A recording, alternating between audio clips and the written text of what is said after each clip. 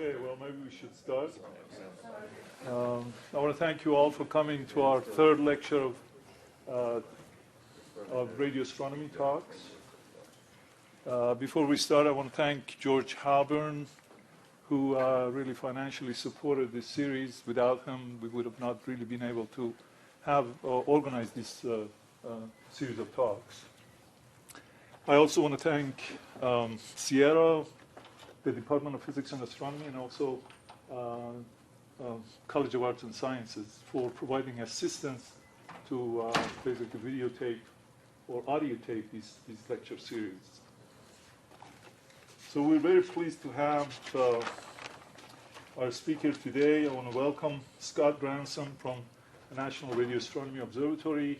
He's a staff member in Charlottesville, and he's also an adjunct professor at the University of Virginia.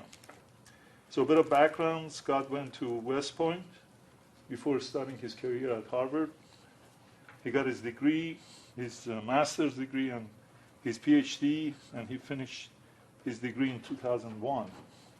So during the sort of his master's degree and also his PhD, he spent 6 years in the U.S. Army. He was an artillery officer,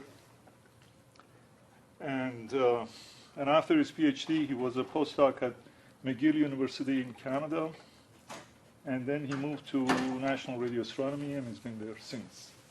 I want to mention two big awards that he has actually got. One is a Bart Buck Award. He basically wrote the best thesis, one of the most distinguished theses for his PhD. And also he won Helen Warner Prize for a significant contribution to observational or theoretical astronomy during the 5 years preceding the award. So these are all two very distinguished awards that he has received. He works on a variety of different topics, especially related to pulsars. He basically does finding and exploiting pulsars for various types using data from many different instruments and all kinds of energies. His main focus is on searching for exotic pulsars, such as millisecond pulsars and binaries. He uses this system as tools to probe a variety of basic physics, including tests of general theory of relativity, as well as searching for direct emission from gravitational waves. Much of his time is actually spent on the state-of-the-art signal processing instrumentation, high-performance computing, and software that pulsar astronomy requires. So today we're very pleased to have him, and he's going to talk about, but wait, there's more, a wealth of science from millisecond pulsars. One last point I want to make is that we're going to have pizza, free pizza at the end of the lecture, so stick around. Great. Well, thank you very much. It's a pleasure to be here, and it's really cool that there's this series of talks on radio astronomy that just doesn't happen very much. So I'm really happy to see that. I'm really happy to be part of it, because pulsars are a very important part of radio astronomy, and it's always been kind of. Oh, thank you very much. It's always it's a kind of always been a fringe part of radio astronomy because we do things a little bit differently.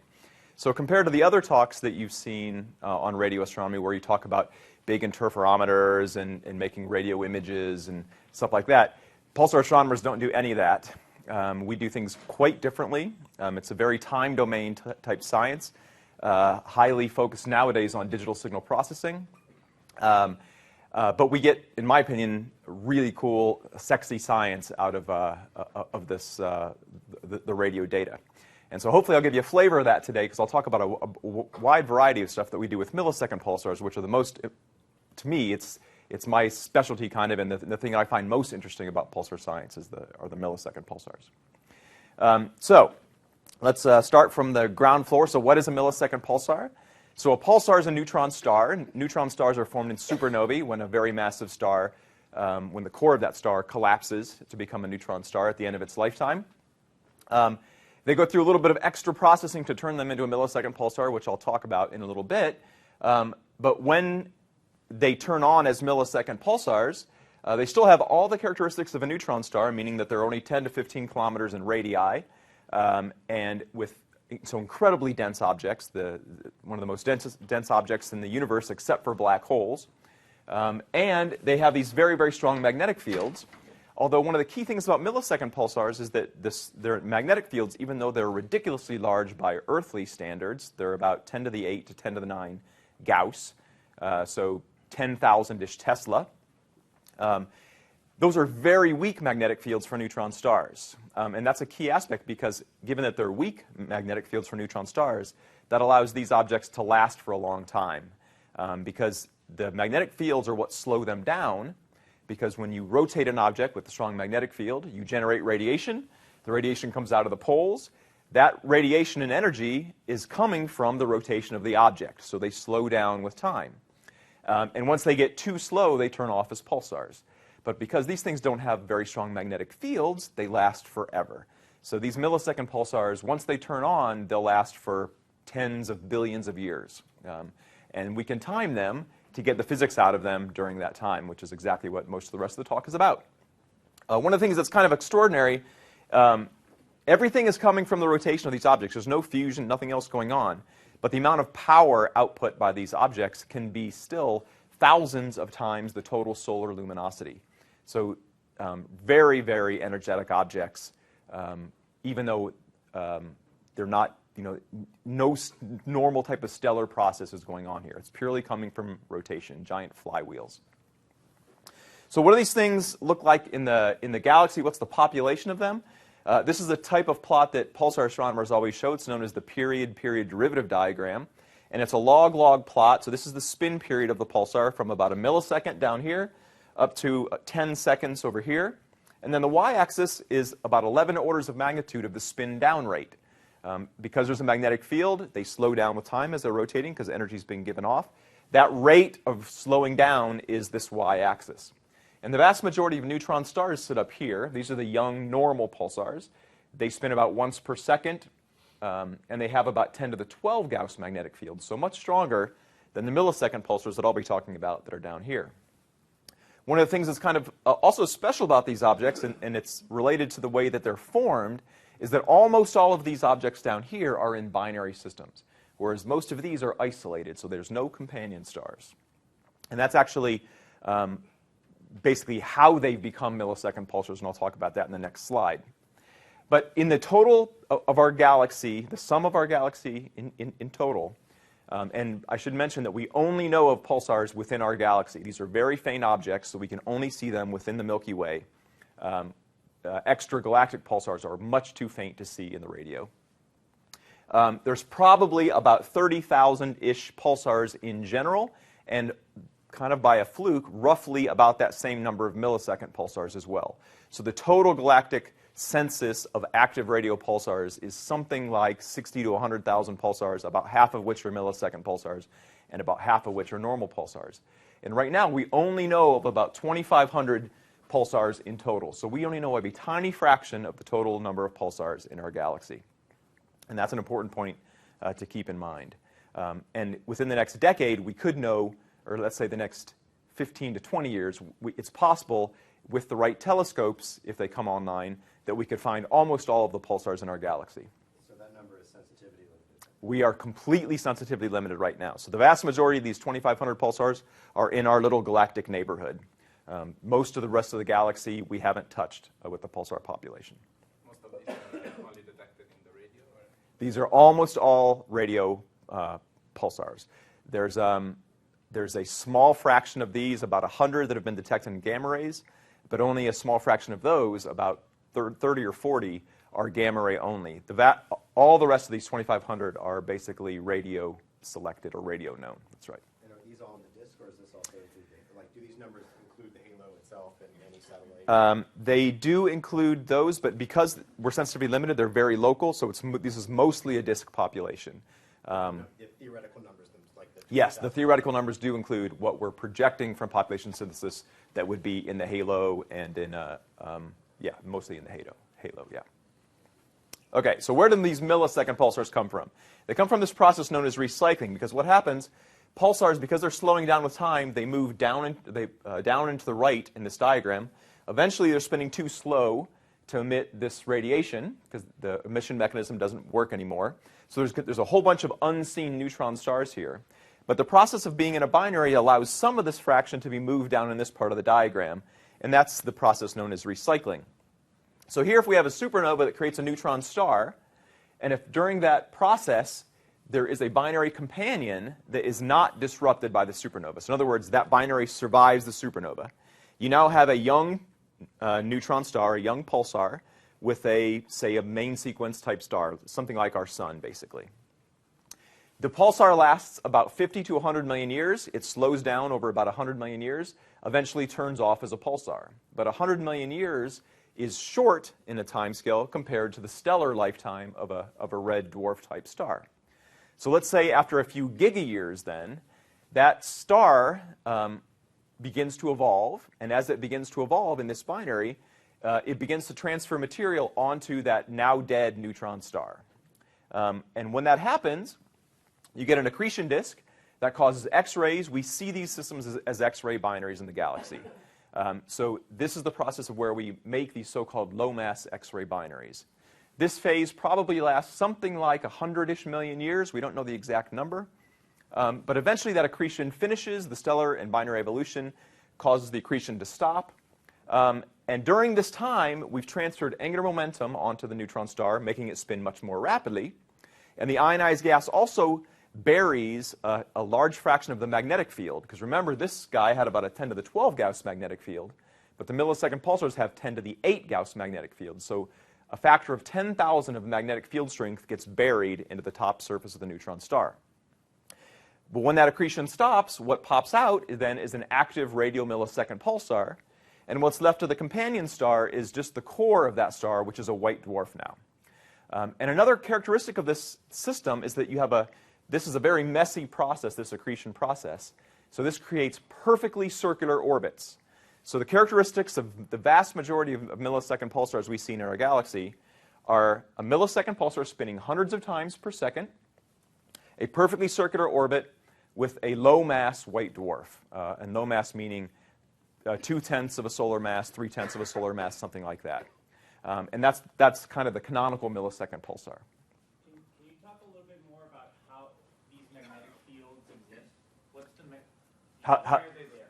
Right. So this is all quite hand-wavy. We don't exactly know the answer. There's two main competing ideas of how you get a strong magnetic field in the neutron star. The first is that every star has a magnetic field in general. And you have this ionized plasma, which is the gas of the star, and there is magnetic fields threading that. If the core of the star collapses, you take those magnetic field lines and you basically compress them together, and that causes a dramatic amplification of the magnetic field lines, just because you're bringing all those magnetic field lines together. So you can take. Magnetic fields are caused by the rotation of the star. Yeah, it's a dynamo type effect in the center of the star. Why isn't this oriented with the rotation axis? That's what I'm trying to understand. Oh, you're saying how does it get frozen in potentially at an angle? We have no idea.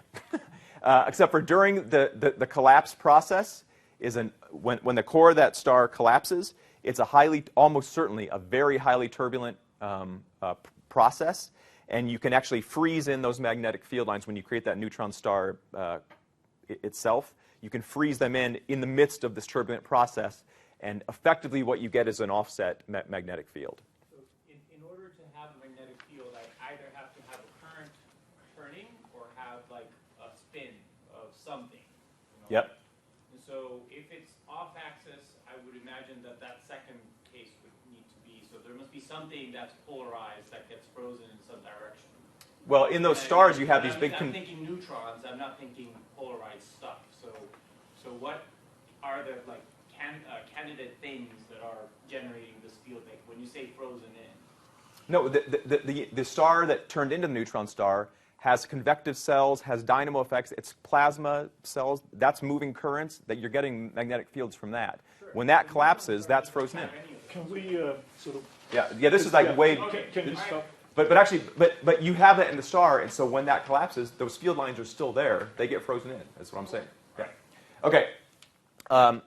but the bottom line is here, the magnetic field is much, much, much less strong than what you had before. But there is still a magnetic field, and that allows us to see the objects because that causes the pulsar emission mechanism. So most of what I'm going to be talking about is a very strange type of observation that we do with pulsars known as pulsar timing. And I want to spend a little bit of time explaining how this works because this is what lets us get kind of extraordinary measurements out of these objects. So here is a time series of data of showing a series of pulses, fake pulses from a pulsar. Usually these objects are so faint you can never see any individual pulse. You have to integrate many, many pulses together. But this is to give you an idea of how this works. And the key aspect of pulsar timing is stated there in orange. We unambiguously account for every single rotation of the neutron star over timescales of years. So what we do with our data, if we have a time series, we can measure an instantaneous frequency of these pulsations. We can then divide up each of those pulses by itself, and then we can stack those pulses on top of one another. We call that folding the data. We basically just fold the data modulo itself so that all the pulses line up with each other. So that might look like something like this. So in this case, our whole observation is going in this direction, and this is one pulse. So the time series is basically wrapping on itself to stack those pulses one on top of each other. As I stack the data like this, I can measure when these average pulses arrive at our telescope, and we call those times of arrival. Those are our measurements. That's when the pulses from the pulsar arrive at the telescope, times of arrival.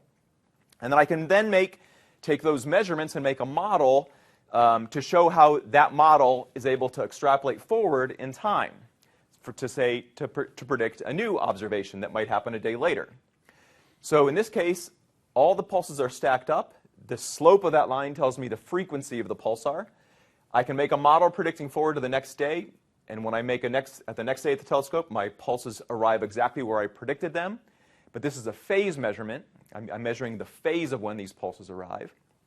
And then as I continue to add more data, I can make this model more and more precise as I make an observation, say, out here for the next day.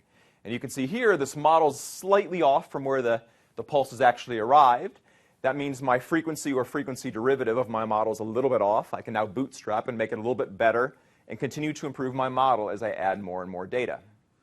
This is the general gist of how pulsar timing works, but we have many, many model parameters. So if you just think about it, for instance, our telescope is on the Earth. The Earth is moving around the sun.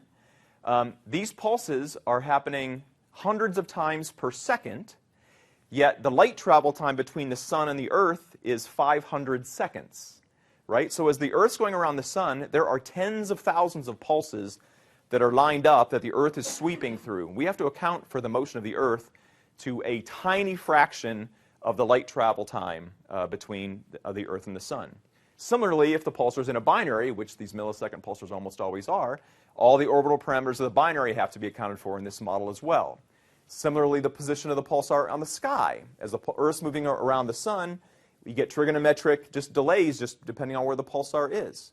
So all these terms become parameters in our so-called timing model. When we have a good model, though, we can take our measurements, our TOAs, minus our model, and we get timing residuals. And so pulsar astronomers will often plot our timing residuals like this. You can see the y-axis is in microseconds. So this is the deviation of the measurements from our model. And this is over a 2-year period. The data are grouped in these little clumps because that's a single day at the telescope. So we'll go to the telescope, say the Green Bank Telescope or the Arecibo Observatory, for instance. And during this day, we might measure 20 or 30 or 40 average arrival times. And so there'll be a bunch of data points here. And then there might be a gap of a month or so until we are back at the telescope and make another measurement. The important thing about these particular data, and these are quite typical, is that this pulsar is quite good, a quite good millisecond pulsar.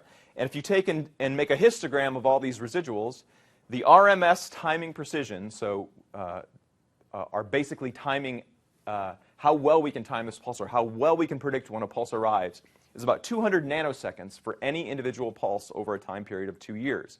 That's billions of rotations of the neutron star, and we can easily measure it to this precision. This is not even super special anymore. We have about a dozen pulsars at least that we can measure to 200 nanoseconds or better over time periods of years. And when you get that kind of precision of a phase measurement, you can do extraordinary things. So here's an example of what a timing model, these are the model parameters, looks like for a fairly typical millisecond pulsar. The first 4 lines are the position on the sky. You can see the position on the sky has about 10 or 12 significant figures. That last digit that's in parentheses, that's the error on just the last digit of the number there. So the number of significant figures, here's the spin period. It's got like 13 significant figures in that measurement. Now, there's no science in this number, right? But the important part is that we can track that number and see how it changes with time. And you can get lots of science out of making these measurements. Here's orbital parameters down here.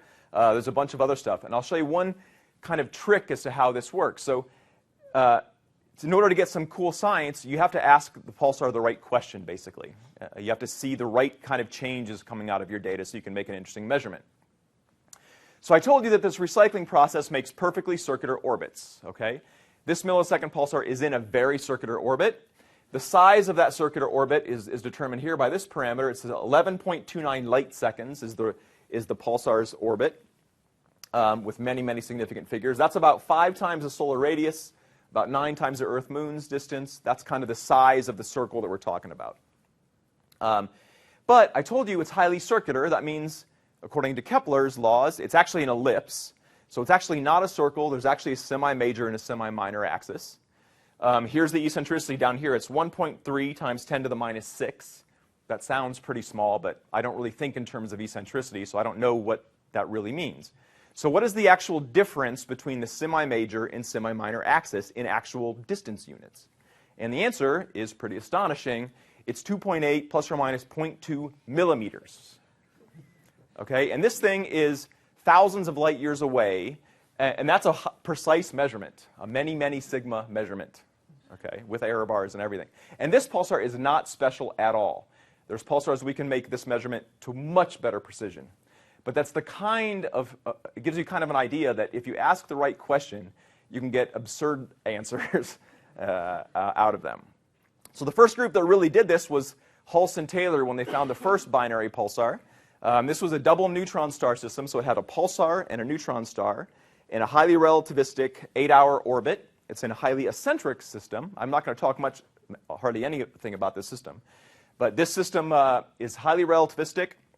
One of the relativistic parameters here is the so-called omega dot parameter. That's the precession of the elliptical orbit as a function of time according to general relativity. Just like one of the early predictions of general relativity was that Mercury's orbit would precess, this pulsar precesses as well. It's very different units, though. Mercury precesses at 42 arc seconds per century. The precession here is 4 degrees per year. Arc seconds per century and degrees per year are quite different units. So this is a much more relativistic system. And this system, they use all the beautiful pulsar timing techniques I showed you to measure several relativistic parameters, which are what these curves are, and to test general relativity to high precision, which is what won them the Nobel Prize. They asked the right question of their pulsar. They also happened to show the indirectly that gravitational waves must exist, which is a very interesting aspect, which is this line right here. That's the change of the orbital period of the system due to the emission of gravitational waves, and it turned out to be exactly what general relativity predicted. So this is the type of science that we like to be able to do with our millisecond pulsars. The big project that's kind of driving a lot of pulsar science nowadays is we would like to directly detect gravitational radiation using pulsars to do it. So we don't want to find the gravitational radiation from these systems. That's LIGO's job, and you're all aware of what LIGO's doing right now. What we want to do is use the pulsars themselves as parts of our detector to detect gravitational radiation. And so this is called using pulsar timing arrays, for instance, or pulsar timing array measurements. And so we're using an ensemble of pulsars around the sky to try to measure very long wavelength gravitational radiation. And there's 3 big groups who are working on this around the world. In Europe, you have the European Pulsar Timing Array. In Australia, the Parkes Pulsar Timing Array. And here in North America, we're called Nanograv. And these 3 groups have been doing things now for about roughly 10 years. We're starting to get very, very interesting limits. And I'll tell you a little bit about that over the next few slides. But what we need are the very, very best millisecond pulsars timed for roughly decade-plus time scales, and we finally have those right now. So to give you a little bit of comparison between these three experiments, it's useful because we're kind of amazingly, even though we're doing quite different things with different telescopes, our sensitivities are fairly similar right now. In Australia, they're using the Parkes radio telescope, which they get a huge amount of telescope time on. In Europe, they're using 5 different telescopes where they get a lot of time, but they have a lot of systematic effects because they're using 5 different telescopes. And here in the US and North America, we're using the 2 biggest and most sensitive telescopes in the world, which really helps us, Arecibo and the GBT. But because they're kind of the most sensitive telescopes, they're oversubscribed, and so the amount of observing time we get is quite a bit less than the other groups. But our sensitivity, because of the big dishes, kind of makes up for the fact that we don't get as much observing time. And so each of these groups is independently working now. There is some collaboration. And each group just this past summer, has made major new data releases, and as now some of them have just published or are publishing their new gravitational wave limits based on these measurements. So here's an example of some of the data from Nanograv. This just shows you every dot on this is a different individual day at the telescope for a particular pulsar at a frequency. So you can see there's hundreds and hundreds of dots. This is a huge amount of telescope time over about 40 or 50 pulsars, lots and lots of data. And you can see that they're a little bit sparse about 10 years ago, and as you come to up to today, the frequency of our observations has increased a lot as well. We're getting more and more time to be able to do this. And our data look great. Here's one of these residual plots that I was talking about. This is the average residuals once per day. You can see where we turned on a new instrument, our new state-of-the-art timing instruments here. The error bars all shrunk by about a factor of between 3 and 5. We're getting, for this particular pulsar, about between 50 and 80 nanosecond timing residuals over about a 10-year time period. So any individual pulse over a decade, I can tell you when it's going to arrive to within about 100 nanoseconds. I mean, it's quite astonishing. So the data look great. So where would these gravitational waves come from that we're looking for? The idea is that we're looking for the supermassive black holes that are in the centers of every galaxy. We know that as the universe evolves, as galaxies form, galaxies merge, which means the black holes that are in their centers eventually get close and we believe will spiral in and eventually merge as well. So these are very massive black holes, about 10 to the 8, 10 to the 9, or even 10 to the 10 solar masses. And as they get close within about a small fraction of a light year, the dominant energy loss that you get from these spiraling black holes is gravitational wave emission. So these gravitational waves are coming out on years periods. That's the orbit at that time. And they're going through the universe. And so we're probably going to see, our most likely source is an ensemble of these gravitational wave binaries causing a gravitational wave background that's visible at nanohertz frequencies. And that's how we get our name Nanograv for the US effort. And here's an example of the type of source that we might see. This was published back in 2003. There's a radio source. That you can see this nice image from the VLA. The authors thought they saw roughly a 1-year periodicity in this binary, with had quite a bit of systematics. It's quite extraordinary masses that this binary would be. People were a little bit skeptical, and one of the issues was that this had a roughly 1-year period. And as an observational astronomer, there's at least one other thing I can think of in astronomy that has a 1-year period. So you got to be a little bit careful with this. And it turned out that they were wrong. But if they were right, this one object would have left these kind of timing residuals in our data. You can see the massive sinusoid due to a gravitational wave. Okay? This doesn't exist. We don't see this right now. That rules out, effectively, this system.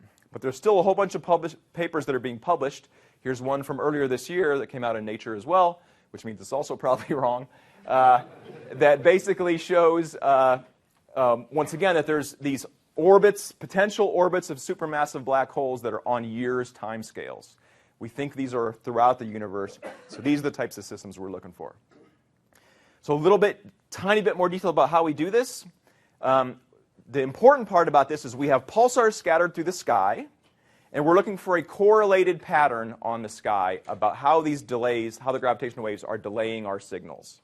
Okay? And that correlated pattern is shown by this kind of famous plot, which is known as the Hellings and Downs curve. And it shows you how much correlation there should be, because that's what the y-axis is, as a function of separations between your pulsars on the sky. And this very particular curve is due to the quadrupolar nature of gravitational radiation. But don't worry about the technical details. It's pretty simple to explain how this works. So let's say I'm the Earth, where the telescopes happen to live. You guys are the pulsars that we're monitoring. It's a very high precision. And let's say there's a whole bunch of other pulsars behind me as well.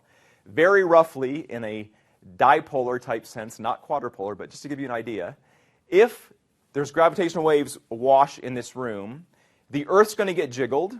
You guys are going to get jiggled over the timescales of years. If I get jiggled towards you as the Earth, all of your pulses are going to be a little bit early. All of the pulses from the pulsars behind me are a little bit late in a correlated manner because I'm being jiggled towards you. Similarly, the pulses over here are not going to be affected. The way it works in gravitational radiation is we actually get a quadrupolar signature, but it's the exact same type of effect. The Earth is being affected by gravitational waves. That's what we call this Earth term here. The pulsars are also being jiggled in random ways, and that's what we call the pulsar term. Right now, we can't use the information in all of the pulsars jiggling, but we're working on that for the future. But the Earth, luckily, because it's being jiggled in the same way by the gravitational waves, is where our key information content is right now. So how are we doing? Two major papers just came out. One from the Parkes Pulsar Timing Array just came in Science a month or two ago, showing very, very constraining limits on a lot of on astrophysics of merging galaxies. Matter of fact, these, don't worry too much about the details of these plots. There's a lot of details in here. The bands show the predictions of some of the simplest models of how black holes are merging in other galaxies. This star is the limit from the Parkes Pulsar Timing Array. And for the most kind of optimistic model, the data are now effectively completely ruling out these models of how these galaxies are going to merge and black holes. So we're actually able to do some astrophysics with our data now. In nanograv, this is from the new nanograv paper, which is in the refereeing process right now, but it's also on the archive. We have very similar noise curves, and so our upper limits are down here as well, and we're able to make constraints on how the astrophysics might be different, how these models might be improved because of these limits in our in gravitational waves. So some examples are that at the end states, when these black holes are spiraling, there might be gas or a bunch of other stars that are causing some of the gravitational waves to not be there effectively. Some of the energy is being removed by these other types of effects potentially. So we're actually able to do astrophysics now. It's kind of an exciting time. We would certainly prefer to be detecting gravitational waves, but we don't have any control over that. Yes? What is the dashed line there? The dashed line is if you assume just a pure power law. It's basically this slope of these earlier models, which are assuming purely gravitational wave-driven evolution of those binaries. That's what the pure power law would be. And the fact that these most likely models now are curving, we think implies that there's some environmental effect that's causing a change of these models. So how do we, what's the prognosis for the future? Well, I should mention, nanograv, it's really great. We just won a Physics Frontier Center for nanograv in this past year. Javi Siemens at Milwaukee is the PI of the project. This is from our proposal for the Physics Frontier Center. These are projections for the next few years of how our sensitivity improves with time. The red line is the one you should focus on. This is basically the gravitational wave strain. This gray band are these best, or I should say, the simple models right now. And what you can see is that our current limit is here. And just over the next 2 years, we'll be way below the band of basically all of the simple type of models of today. So we're actually improving very, very rapidly in our sensitivity. And each of the pulsar timing arrays is doing quite well. All of our limits are within a factor of 2 or so on this plot. How does that change if they turn off Arecibo? Ah, yes, that would not be good. Arecibo and the Green Bank telescope are both very important to nanograv. But it's not as drastic and dramatic of an effect as you would think immediately. And that's because a huge amount of this sensitivity depends on the past 10 years of data that we have, and we have exquisite data from Arecibo in the last 10 years. But to continue this trend on this slope, we have to have Arecibo and the GBT. Otherwise, things flatten out tremendously if we lose those big telescopes. Is that from the lack of timing or from the lack of new pulsars? It would be, so Arecibo provides exquisite sensitivity since it's a 300-meter telescope, and these are very faint objects. And so that gives us very, very high precision measurements of lots of other pulsars that we couldn't get with other telescopes. So that would be the big problem. So we would be losing pulsars and losing precision, which causes the flattening out of this curve. Is there observational evidence for nearby galaxy pairs that are precessing on your 1-year time scale? It's always easiest to find a period if you know what the period is. That's right. So there's a little dance going on right now between the observers who are looking at galaxies. There's a bunch of programs which are looking specifically for relatively compact binaries, and so that's one observational way of doing that. There's a few candidate sources. Right now, those sources are too distant or too low mass for us to see directly in our data. But the hope is that they could find something that we could directly look for in our data. Or vice versa, if we were to see a tone in our data of a certain period in a general sky location, they could use that to go look for a black hole binary pair that was making those gravitational waves. The one important point I want to... Oh, yeah, go ahead. So these models on which you put constraints based on these observations assume circular orbits for the superconductor. That's what this gray band right here, that's circular orbits, yes. So how the eccentricity will change? Eccentricity pushes some of the gravitational wave power to higher harmonics, which means higher frequencies. So it decreases the amount of amplitude at our low frequency sensitivity, because we're very sensitive to the lowest frequencies. So it basically, it would push this band down, and it pushes the power to higher frequencies where we cannot really see them. Yeah. The important bit, though, is that we have these three competing groups. We're now joining together in what's known as the International Pulsar Timing Array and combining our data. And if we can get over our egos and our politics and a bunch of other technical and systematics difficulties, we almost instantaneously gain a factor of 2 in sensitivity. So I've been heavily involved in the IPTA's steering committee for the last 5 years. We should have within the next 6 months, a very sensitive release of a combined data from this summer. So if we take all of our recent pulsar timing arrays data releases, join together the best pulsars, hopefully within the next 6 months we'll see something that finally is able to beat the limits of an individual pulsar timing array. So I think this is quite exciting, but there's a lot of issues and egos to deal with. We're working on that. So how do we improve in the future? And how do we do other types of science with these pulsars? Well, the key thing is to do better with pulsar timing sensitivity and find more pulsars in general. And in general, because of Moore's law, we've had an improvement in the ability to time pulsars. This is a Moore's law curve for pulsar timing over the last few decades. And I'm not going to go into the details, I don't have time, but there's several things we can do to improve. We can have more telescopes with more sensitivity. That's very expensive. It's going to be hard for us to do that. But some of it will happen, we hope. New millisecond pulsars can provide pulsars with narrower features, which we can time more precisely, or pulsars that are brighter, because we have missed many of the pulsars in the sky in past surveys, just because we didn't have the computational power or instrumental capabilities to find them. And that last one is related. Because of Moore's law, our instruments are much, much better now. We can use much more of the radio bandwidth to make better measurements. And here's an example of that. So here's at the start of nanograv, we were using these instruments called ASP and GASP. This is basically the usable fraction of the radio band where we can measure pulsar signals. And it goes from about 500 megahertz up to about 2.5 gigahertz. So there's a factor of 5 in observing frequency there. When we started observing for nanograv, their total bandwidth we could observe at once was only about 60 megahertz of bandwidth, this tiny little slice. 5 years ago, we moved to the Guppy and Puppy systems at Arecibo and GBT that gave us more than an order of magnitude more bandwidth, which gives us a lot more signal to noise. What we're hoping to build in the next year or two are these ultra-wideband systems that get this whole band at the same time. And this lets us remove lots of systematics from the interstellar medium, as well as simply just by integrating more pulsar signal, just get better measurements in general. So we're really working on this. This is kind of the next stage. Any data in the spectral content? There is, absolutely. And most of it is not too interesting for gravitational waves, but it's very interesting for interstellar medium physics and also pulsar emission physics, both of which we have lots of uncertainties about.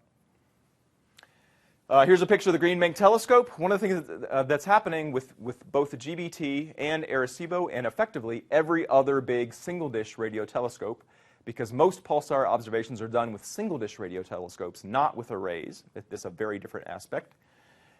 Is massive pulsar surveys. We know we only have a few % of the pulsars in the galaxy. We're using the new instrumentation on these big telescopes to try to find more millisecond pulsars. It takes a huge amount of data. We're taking petabytes of data and many, many, many CPU centuries of time to process these data. To give you an example, a single 2-minute pointing at 1 pixel on the sky with the GBT, 2 minutes of data, takes about 24 hours on a state-of-the-art CPU to process that data to search for pulsars. And we're doing hundreds of thousands of pixels from many different telescopes, so it's a lot of computing.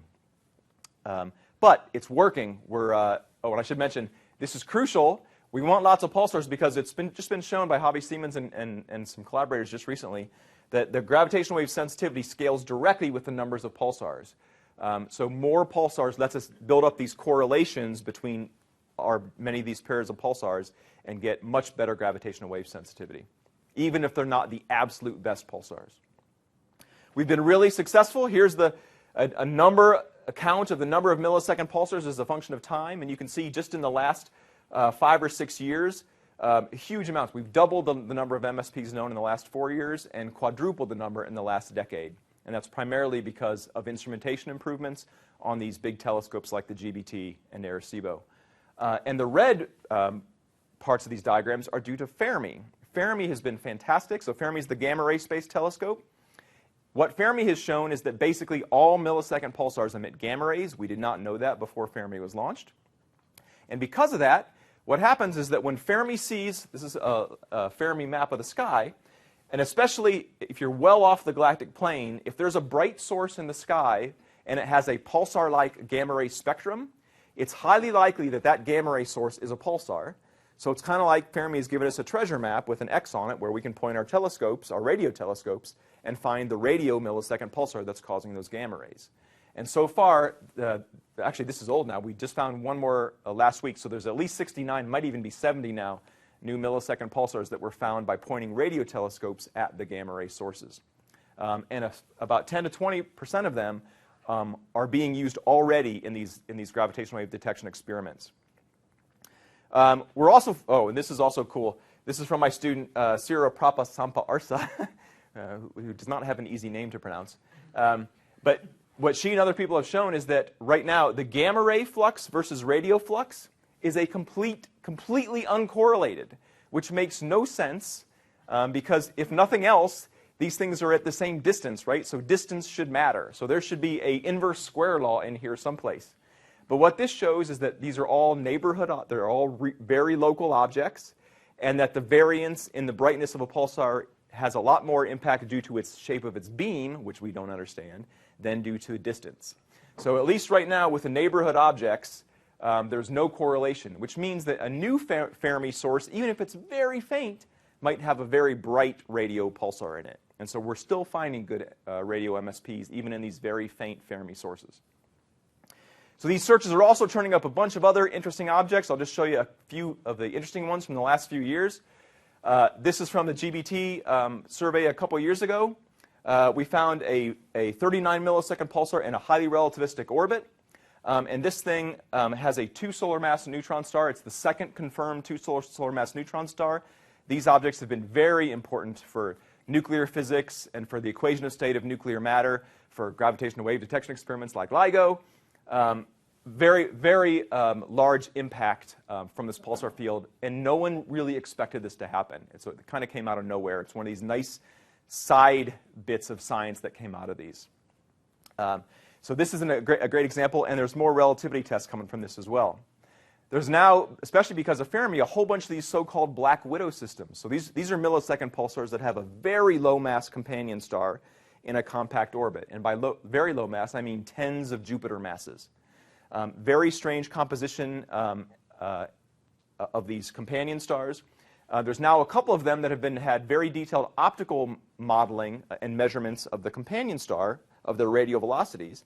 And when you combine that with the pulsar timing, it looks like these things have very massive neutron stars in them, potentially more than 2.1 or even 2.2 solar masses.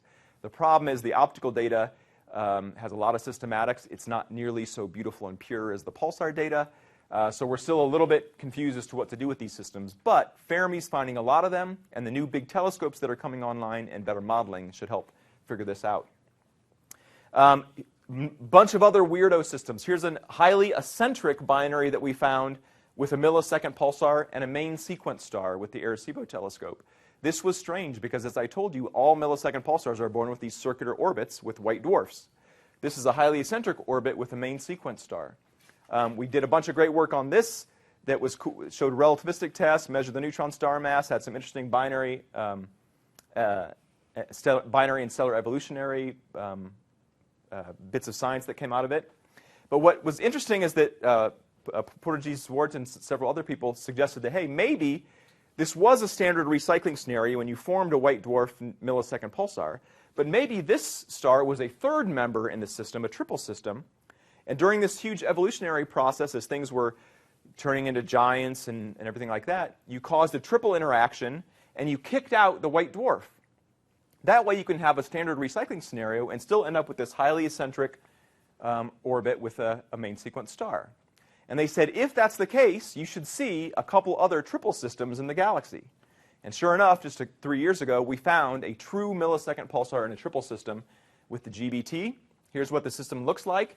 There's a tiny little inner orbit. That's the pulsar. It's a millisecond pulsar in a 1.6-day orbit with a white dwarf in a very circular orbit. That thing is going around this little cyan circle here, which is going around the total center of mass of the system, along with an outer white dwarf, which is a much cooler 0.4 solar mass white dwarf out there.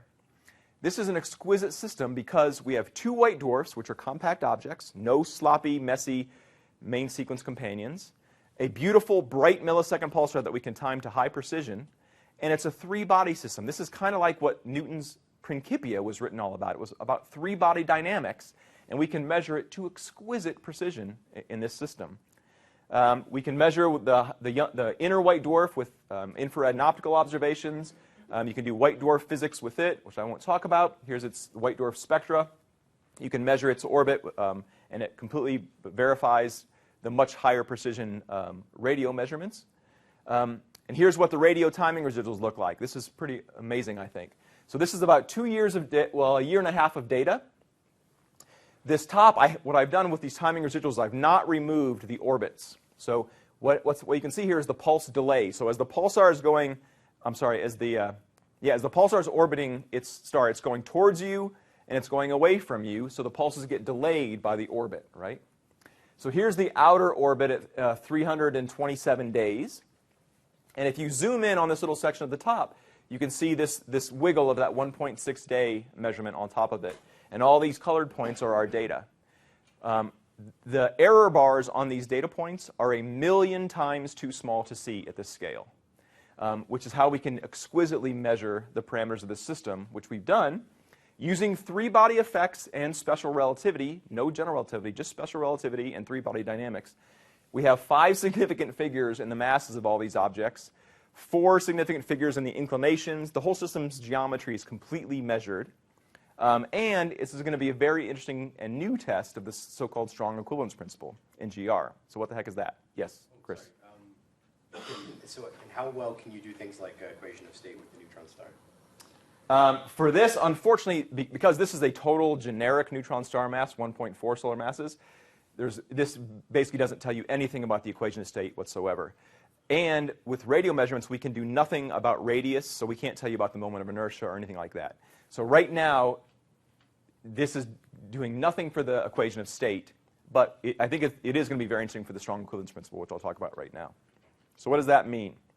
So here's a little GIF, animated GIF that I stole from one of Brian Cox's recent shows, where they took a bowling ball and a feather, and they stuck it in the world's largest vacuum chamber in Cleveland, evacuated this massive vacuum chamber in order to do this drop test, and you see that the feather and the bowling ball drop at this, they are accelerated at the same rate. Okay, so this is the traditional well-known test of the weak equivalence principle, which is basically showing that inertial mass equals gravitational mass. It doesn't matter the composition of the objects. It's the universality of free fall. So what the strong equivalence principle does is it expands on this a bit. So it says that that also applies to objects that have different self-gravity. So in general, everything that we're used to seeing here has weak gravity. Objects that have strong gravity are things like black holes and neutron stars. So in this case, with the triple system, we have an object, the neutron star, with very strong self-gravity. You can talk about its strength of its gravity by gm over rc squared, this term epsilon here, and it's about 0.1 for neutron stars. It's 1 for a black hole. But everything else, white dwarfs and planets and people and bowling balls, are all basically 10 to the minus 10 or 10 to the minus 11. So they're much, much smaller. In this case, we have 2 white dwarfs, which have much smaller self-gravity, and 1 neutron star, and they're all orbiting doing dynamics because of gravity in this system. So they have very different self-gravities. And interestingly, GR says that objects with different self-gravity should still be accelerated in the same way, as long as you include their self-gravity. So their gravitational binding energy should gravitate as well. And I find it pretty fascinating that GR is the only workable theory of gravity that we have that embodies the strong equivalence principle. It should fail in all other theories of gravity. And I'm not going to tell you about how we test this in general, but in general we look for a small deviation in these 2 terms, one of which is proportional to this epsilon, the strength of gravity. And the other parameter, that eta, is the so-called Nordtvedt parameter. And the best tests of this so far have come from lunar laser ranging, where the Apollo retroreflectors were placed on the moon, and we're measuring the distance between the Earth and the moon over a long period of time, and looking at how the moon and the Earth fall differently in the sun's gravitational potential. Well, in this triple system, we're seeing how we have an inner binary, the neutron star and the white dwarf. They have very different self-gravities, and they're both falling in the outer potential from the outer white dwarf. So it's just like the feather and the bowling ball falling towards the Earth, but we have a neutron star with strong gravity and a white dwarf with weak gravity falling in the outer gravitational potential. And we should see a very strong signal. Don't worry about the details, this is complicated to explain, but this pattern shows that these are the predicted systematics we would see in our timing residuals as a function of the orbital phase that we would see if there's a deviation from the strong equivalence principle. And the colors are changing. This is at plus or minus 10 microseconds, but the pulsar, we can time it at the 100 nanosecond level. So these deviations are predicted if we have something that's 100 times smaller than the best measurement of the strong equivalence principle from lunar laser ranging. So already basically our discovery data are between 50 and 100 times better test than lunar laser ranging. And we're working on the actual paper right now to get this actual number out, but we're dealing with lots of systematics.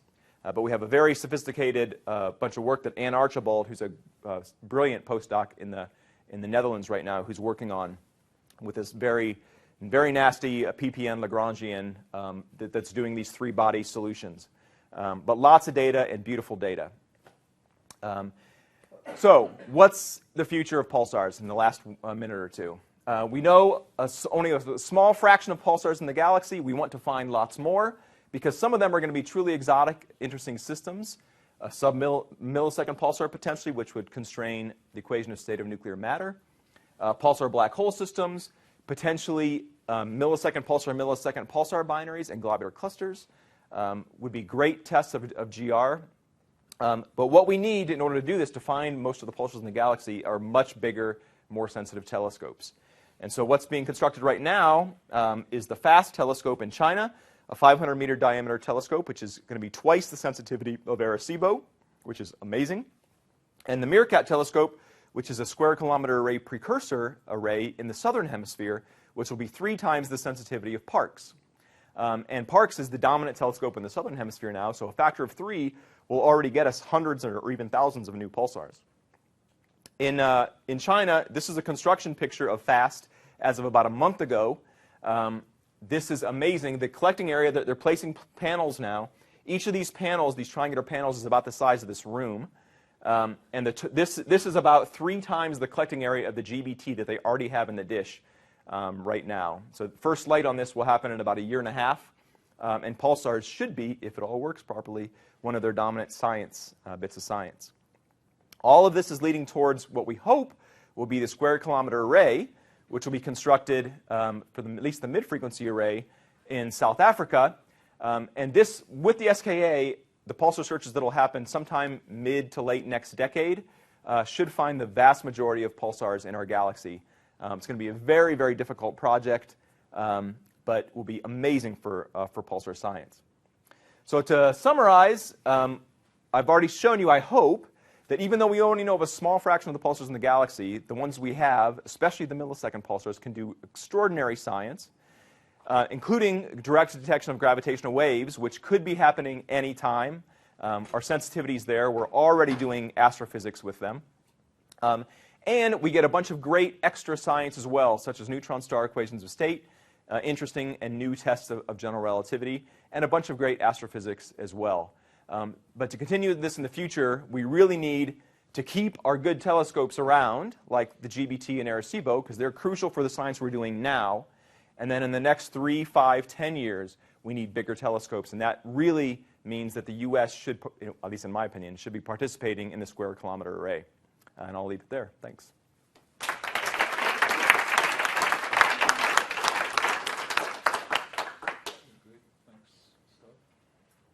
Time for a question.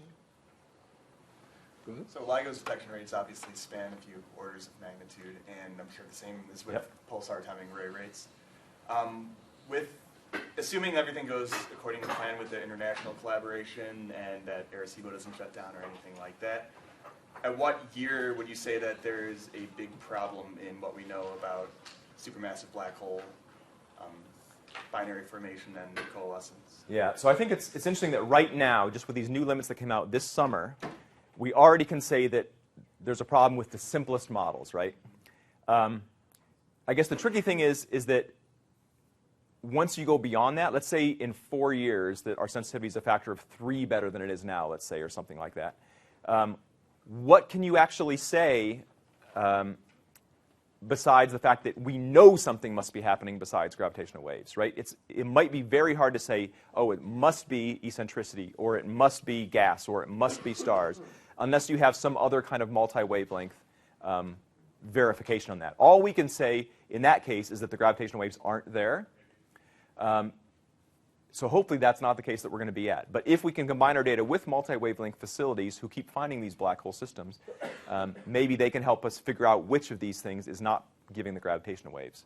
I think what most of us think, though, is that the simpler type models are probably not too ridiculous, and that there still should be gravitational waves, and we could easily see them just below those gray bands in my plots. I mean, you could easily have it be that things aren't absolutely perfect, as in the simple models, but there's still lots of gravitational waves being generated. So we're hoping that that's where we're going to be. So since Arecibo, I guess, has 10 times the collecting area of GBT, but I get the feeling if GBT were closed, you lose a lot. You lose more than just 10% of your science in nanograv. Yes. Can you explain kind of how GBT is important? Yeah, absolutely. So, and I should also clarify, in terms of pure collecting area, you're right, Arecibo is 10 times GBT, but the actual sensitivities are about a factor of 5. Because the fact that GBT's dish and optics are significantly better, there's a whole bunch of 10% improvements, including receivers, optics, everything, that add up to get back a factor of 2. So that really helps. So it's a factor of 5 different between the two in their sensitivities. The big difference between Arecibo and GBT, and we get, for nanograv, roughly half of our sensitivity comes from the GBT and roughly half comes from Arecibo. And the reason why is that Arecibo can only see a small chunk of the sky. So for the pulsars that it can see in its small band of the sky, it wins. And it gives by far the best sensitivity. But the GBT is fully steerable, so we can go far into the south and very far to the north to pulsars that Arecibo can't see. And there are bright, good pulsars in those chunks of the sky that the GBT wins at. So because of that, it kind of balances out, and roughly half of our sensitivity comes from each telescope. Questions. One is, are the large and small clouds, magellanic clouds, of target of interest because they are spatially constrained Yes, absolutely. Okay. So, matter of fact, I said there's no extragalactic pulsars. There are pulsars known in the clouds. So it's not quite true of me saying that, but those are kind of special galaxies, given that they're a lot closer than Andromeda, for instance. So we know of something like 60 pulsars, very bright, normal-type pulsars that are in the Magellanic Clouds. We don't know of any millisecond pulsars in there yet, though. Okay.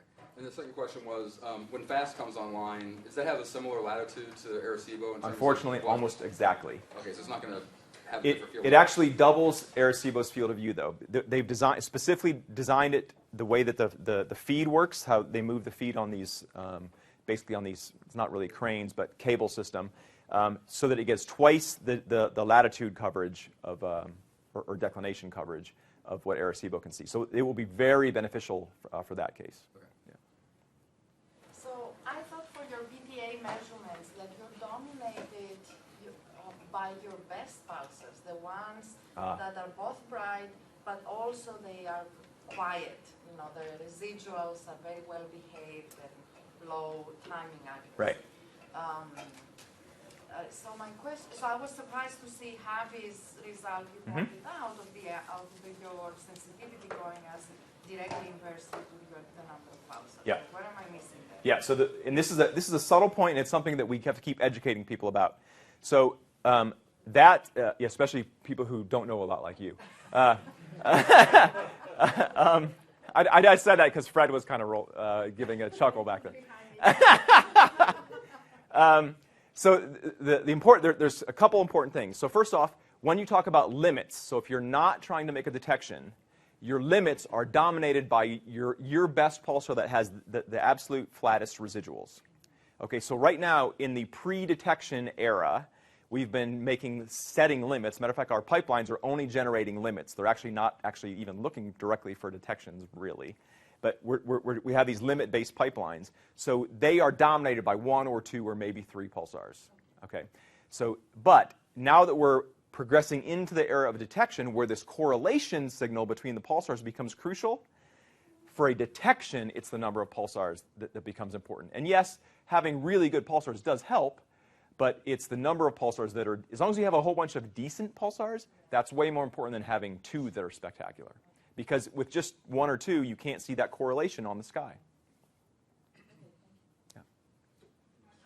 So does the lack of a discovery of a pulsar black hole binary tell you anything about those objects or the physics involved there? It tells me I'm not going to Stockholm really soon, that's for sure.